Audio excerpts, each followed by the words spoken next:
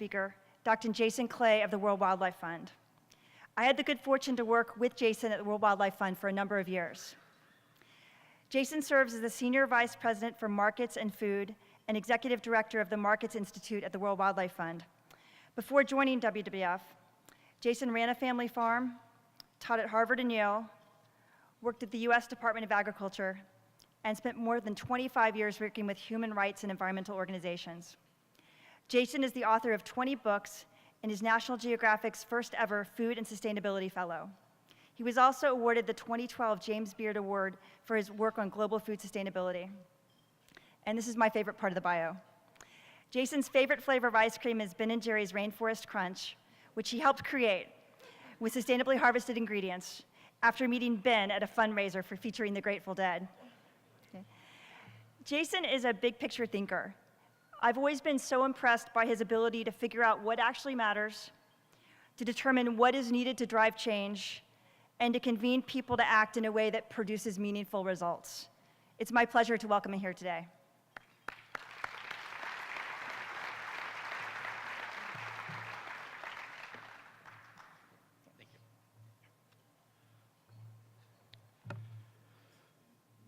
So just a couple of comments. I now have realized that we need to talk about white boots, not just white hats.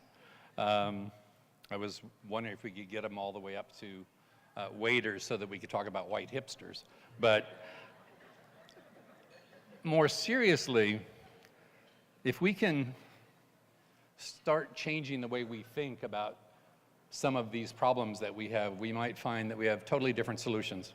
And the one that popped to me just during these awards was oysters. We now have companies that are buying renewable energy from their animal protein suppliers as a way to support them in two ways and to have longer term partnerships. Some of the retailers and brands we're working with are also buying soil carbon as a way to offset the carbon that they can't, that isn't just associated with energy. But when are we going to start buying the carbon in oyster shells? And when are you going to get paid for the shell, not just for the oyster? That's where we need some transformative change. I'm not an expert on your issues. In fact, I would say I'm kind of on shaky ground here. But maybe in New Orleans, we're all on shaky ground, or at least sinking ground. But what we do have in common, I focus on food, I focus on land use, and I focus on really complicated relationships of partners to try to solve problems. So, the Oromo of Ethiopia have a saying, you can't wake a person who's pretending to sleep. It's time that we begin to wake up. It's currently taking us 30, 40, 50 years between when we see a problem and we actually see results and measure results on the ground. That is way too slow in an age where we have change that's at the speed and scale that it is on the planet today. So what do we need to do about that? We need to tee up and identify issues and trends much more quickly, 2 to 3 years. We need to build awareness about them amongst a larger group. We need to build consensus within that group about what are the most important aspects of those issues, and then we need to develop a strategic focus. We can't work on 1,000 things or 100 things or 10 things. We can work on 3 or 4 or 5. We need proof of concepts. We need the business case that's going to drive change. Most of those cases already exist, we just haven't written them. Companies, producers, individuals, governments have already been funding things that work. Nobody's documenting them. We need to create platforms to use to share information much more quickly, and then we can accelerate more meaningful results. This is how we make effective transformational change happen on the planet today. We can use entrepreneurs to create businesses around new issues or new trends, or somebody sees an opportunity to turn a profit and solve a problem. We can also use entrepreneurs, those individuals within companies that figure out something new that the company could do that's actually going to make change happen within that company. But I think what we haven't done yet is really found people and institutions that talk to people and institutions that don't talk to each other.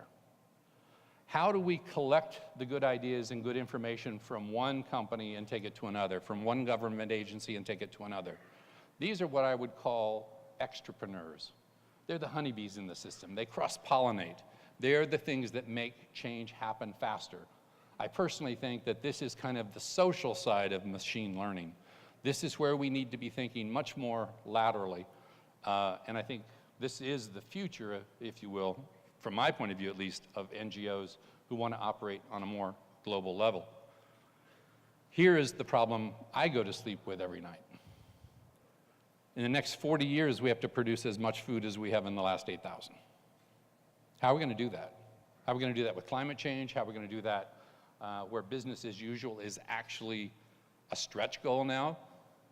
It's not a business as usual thing anymore. Food production is the biggest threat to the planet. The reason I'm up here and talking to you is because the World Wildlife Fund, one of the world's largest environmental organizations, has come to realize that if we don't get where and how we produce food right, we can turn out the light and go home.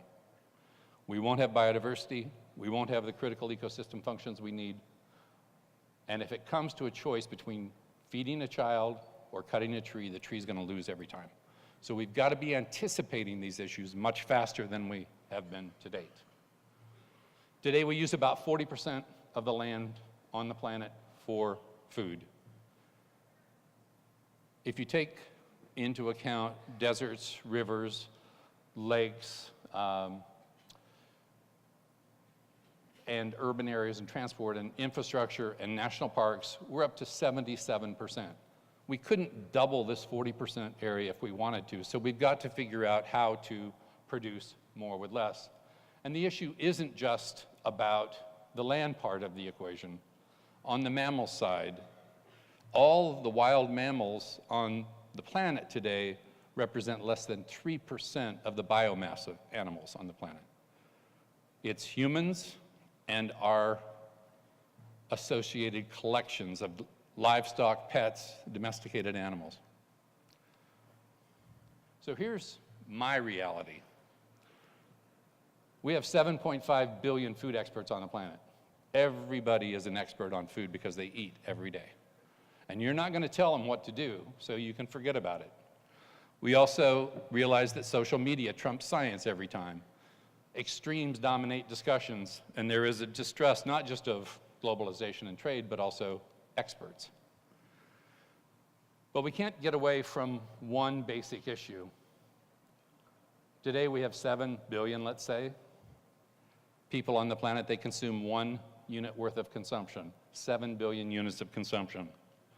By 2050, we're going to have at least 9 billion people consuming twice as much. So that's 18 billion units of consumption. To fit that on the same planet, using the same resources, every unit of consumption, the amount of material that goes into it's got to be reduced by 65 to 70% to tread water. Not to get ahead, just to continue where we are today. So we got to figure out how to freeze the footprint of food, and the issue going forward is not going to be what to think. It's not like the answer is out there, it's how to think, how to continue to find answers. What's sustainable today won't be tomorrow, and it'll be what we're trying to get rid of the day after. So this is all about continuous improvement, and as such, it's all about metrics and getting the metrics right. It's also about deciding which issues and trends are the most important to think about. So just to give you an example, on a finite planet, should consumers have a choice about sustainable products? Or should every product on the shelf be sustainable? If it's the latter, how do you make that happen? Food waste. If we have to double food production, we're currently wasting 1/3 of food. That means for every 2 calories we eat, we waste 1. Half of all the new food we need is in the waste can. How do we change that equation? We don't have to produce more. We have to produce and save more. And here's another one that I think is hard for people to understand. And I've been guilty of this myself, had developed a lot of programs to certify what better producers are doing. The problem with that is that the better producers are already better. They don't have to do too much to become certified. But if you look at the bottom end of this performance curve, the bottom 25% of any producers of any commodity on the planet produce 50% of the impacts and 10% of the production. If you want to improve productivity and reduce impacts, you focus on the bottom, not on the top. That means you've got to move the bottom along, not just help the top get rewards for what they're already doing. Fundamentally different strategy. And then there's climate and food production. So this is a map that looks at the Midwest suitability for corn production. What we're finding is that hotter days, days over 90 degrees, produce 2% less corn. By 2050, the days in the Midwest where we have hotter days are going to be 30 to 40 days more than they are today. That's 60 to 80% decline in production. The Corn Belt by 2100 will be in Canada, not in the US. In fact, in the last 15 years, between Saskatoon and Edmonton, they produced, in 2004 crops, today they produce 22. 15 years. This is a crop that's a little more associated with this region. Cotton. The amount of cotton production in Kansas last year doubled. We're seeing these changes happen faster than any of the scientists predicted. But here's the bigger thing that nobody's looking at. This is the amount of grasslands that have been plowed up by county as a percentage of the whole county in the last 16 years. The loss of grasslands, the conversion of grasslands in the US in 4 of the last 10 years has been greater than deforestation in Brazil. And guess what? There's more carbon that's being lost than in the forests that are being cut down in Brazil. This is something nobody's talking about. Well, if you grew up in the Midwest and had parents that lived through the Dust Bowl, it's something you heard about your whole life. This is how the Dust Bowl tracks on this area. Guess what? The hottest days in the next 30 years are going to be in exactly where the Dust Bowl was in the past. We're turning sod on itself. No roots to protect it. What do we think is going to happen? Now, you could argue that that's a good thing for you guys because you're going to have a lot more sediment. In fact, we're seeing 3 to 4 times more sediment coming down the river. But that's not a good thing for food. It's not a good thing for sustainability, and it's certainly not a good thing for biodiversity. Strange bedfellows. So, in a funny way, ranchers want grasslands. They don't want crops. What can we do to help them do that? But also downstream water users want less sediment in the water that they have to clean, want less agrochemicals in the water they have to clean. 70% of people who live in the state of Missouri drink water out of the Missouri River. They care about this thing. Can they begin to work together with ranchers to make some changes happen? But it's not just about the traditional areas. We've got to start anticipating what other changes are going to happen. In 15 years, California will not be the breadbasket. In fact, it's never really been the breadbasket. It's been the fruit and vegetable basket of the US. In 15 years, it won't be. Too much heat, too much drought, too much fire, snowmelt, labor, land prices. Price of land in California is between $20,000 and $100,000 an acre. If you can't get a 3rd or 4th crop in because you don't have enough water, you can't afford to grow crops. So where's it going to be? Where's the next California going to be? This is the amount of land in California that's currently used. This is my guess. Not only does it have 2 rivers that have a lot of water, it's got good land, it's got good temperature, it's the equivalent of the Rust Belt for agriculture in the US, a lot of labor that could be mobilized to this, and it's within 150 miles of the company that buys 20% of all the food in the US. Now, this may not be the right place, but some place or places are going to be where we produce fruits and vegetables. It's not going to be in California, so where is it? And at a global level, every country has a California in their food system, and they're going to have to change it, and none of them are even talking about it. So in the 21st century, sustainability is really becoming a pre-competitive issue. It's not something you put on a package and sell. It's something you work with your competitors about.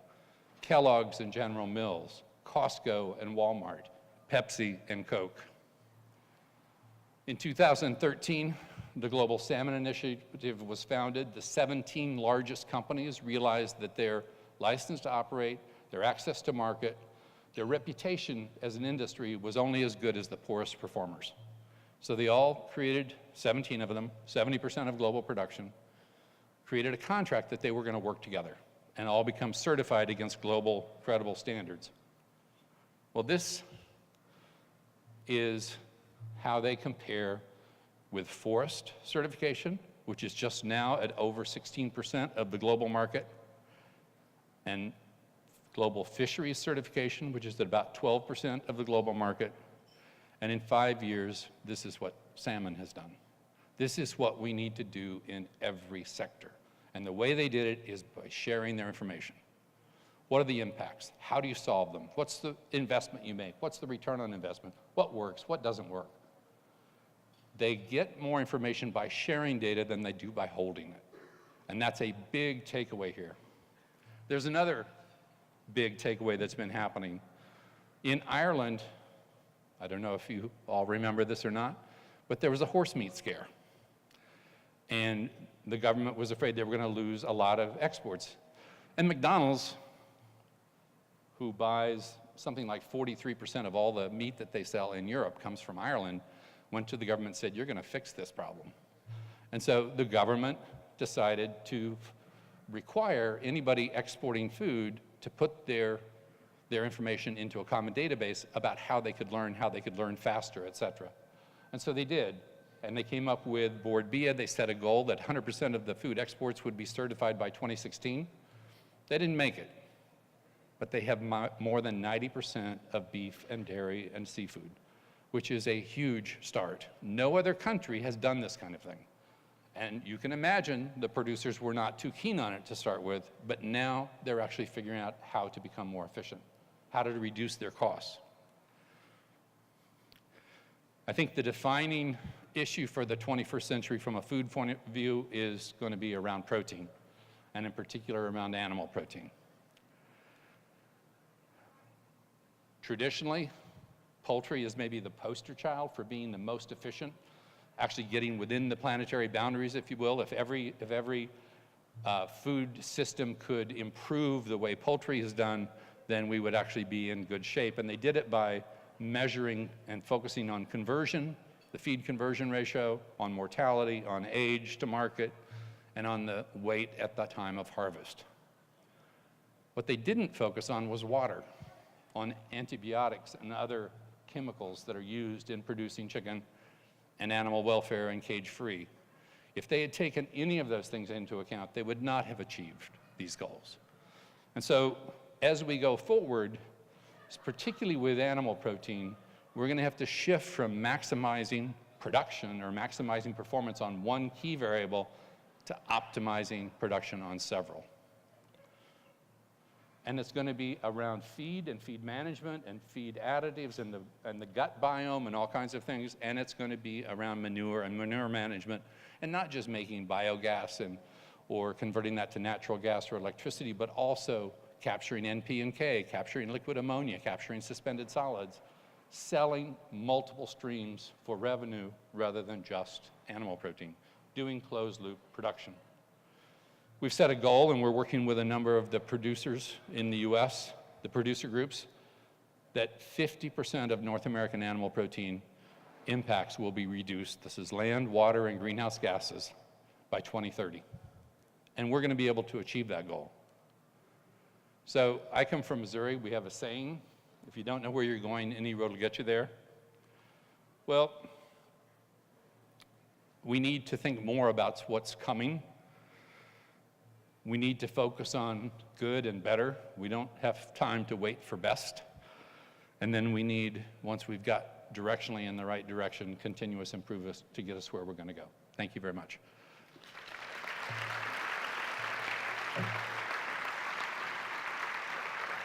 I think, do we have time for questions? So we have time for some questions. I think there's a couple of mics. And just if anybody is interested in this talk, we'll put it on a website so you can all get it as a PDF, and there's some background material that if you'd like that too, we can dispense with that right now. Why don't we just start? Yes, well, thank you. I thought this was a really interesting conversation to had. And can you speak a little bit more in terms of like the whole issue of preservation? I know to preserve fresh produce, there's so much waste. You mentioned 30%. You know, it seems like refrigeration will be a challenge if we're trying to meet those goals. You know, how does like fermentation and all these other preservation techniques play into this type of approach? Right. So I think one of the things that California took advantage of was not just transportation infrastructure, but over time cold storage infrastructure. And in effect, California dismantled the US food system. New Jersey was known as the Garden State because it produced most of the fresh fruits and vegetables for the Mid-Atlantic and the Northeast. California took that over. New Jersey is kind of, you know, they have truck stands now on the sides of the roads, but they are not major producers in the same way.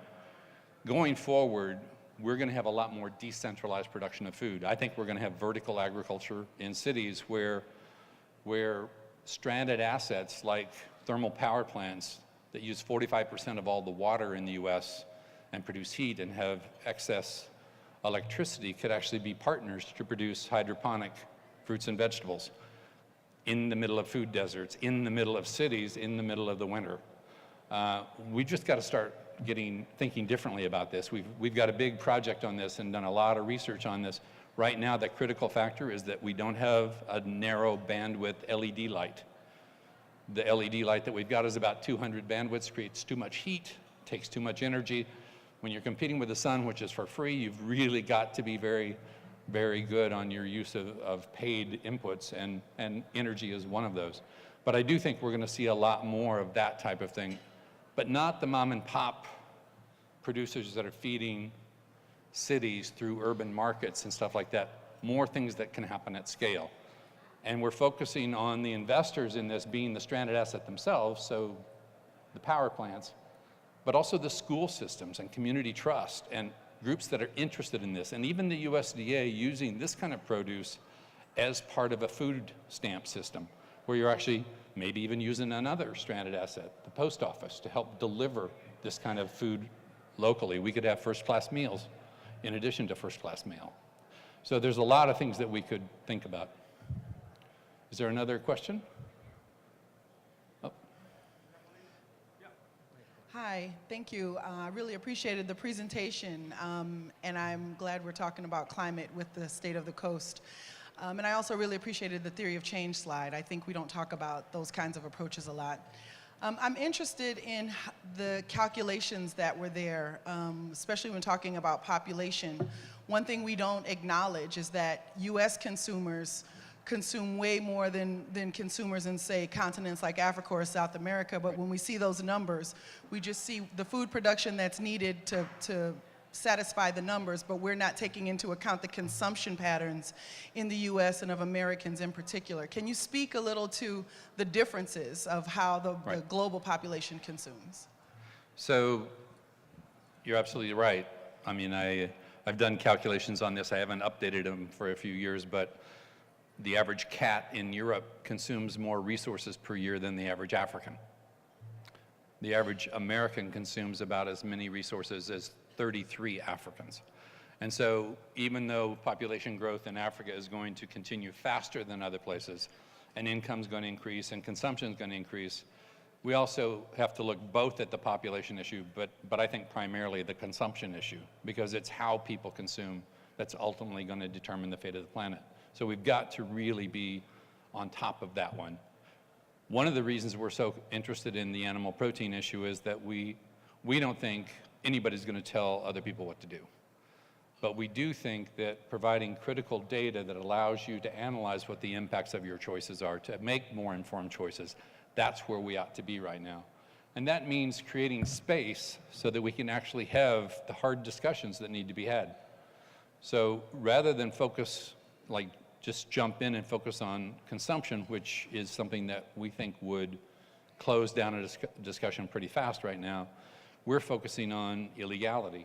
Turns out that about half of globally exported and traded food is not produced legally in the country of origin, including this one, because of, in this case, undocumented workers provide half the labor in the US agricultural system.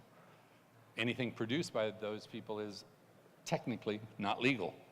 So But we also need to look at other things like food waste. That's a consumption issue that it's pretty hard to be against reducing food waste. So let's start with the things that we can talk about, begin to build the trust across a platform, and then have those hard discussions, not way down the line, sooner, but let's make sure we have laid the groundwork so that we can have those. Now, shall we go to this side? So they produce carbon dioxide, but it appears that they actually sequester more carbon than they actually produce carbon dioxide. But from a sequestered carbon point of view, anybody who goes to a shell midden or looks at tabby houses in the southeast realizes that shells are pretty much here to stay. They're going to be around for a while. For every ton of oysters, there's about 4 tons of shells involved, and that means that there's about 2 tons of carbon involved. So this is where it kind of begins to get interesting. We think we can bring companies to the table to start buying this voluntarily. But there are individuals out there that are interested in looking way beyond just the oyster or even the seaweed or seagrass, carbon sequestration through human use as a byproduct, but just go straight to those as a source of revenue. So we're doing a research project now looking at, could you grow oysters and seaweed and simply dump it into anoxic zones and actually sequester enough carbon that would make a difference at a planetary level? And if so, what would the price of carbon have to be to make that actually worthwhile? Now, from our point of view, anoxic zones don't mean that there isn't biodiversity there. It just means that the biodiversity doesn't use oxygen. But there's a lot of biodiversity on the planet that doesn't use oxygen, so we need to be careful about that. But there's a lot of interest in this issue. Thanks. We have another? Also, give me the hook if we're running out of time. I don't know what. Got about 2 more questions, Doctor, about 2 more questions. Okay, 2 more questions. I'm wondering about, you talked about food waste in America. The initiatives such as the Second Harvest, how common or how popular are they getting? And the second I wanted to find out was, is there any more thought about the expiration dates on food? Right. It's, I wasn't born in India, so I have a different experience, but I see a lot of waste with that as well. Right. So there's, on the labeling issue, I sent 6 staff into a grocery store for an hour, and we found 54 different labels on the items that we could just look at in that amount of time. They're not only misleading, they really do lead to waste. So I think that's important. But I think the waste and the consumption issue also are very much linked. The things that we waste the most of today are fresh fruits, fresh vegetables, and fresh seafood.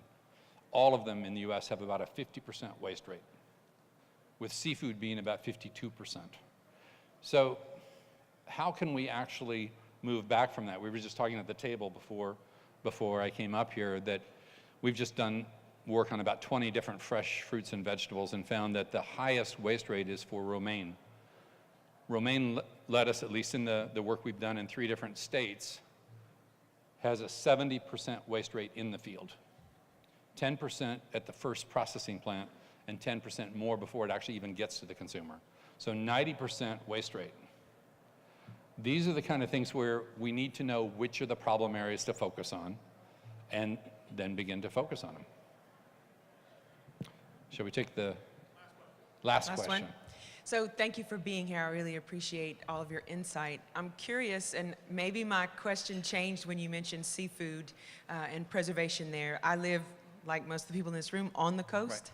Right. I can hear the Gulf of Mexico from my house. So I'm curious about your insights as they relate directly to coastal Louisiana land loss. And if you could maybe, I know it's difficult, but if you could maybe tell someone like me something I can do today to make a difference in the insights that you brought here to us today, how someone like me can make a change that it has positive impact.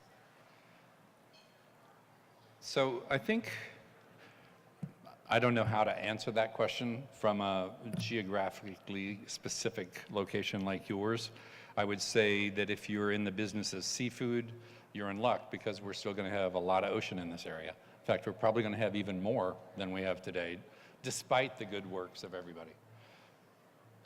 I think waste is a big issue, and I think getting around fresh and getting more to frozen and more to other ways of processing seafood for regions of the country that are not right next door is going to be important.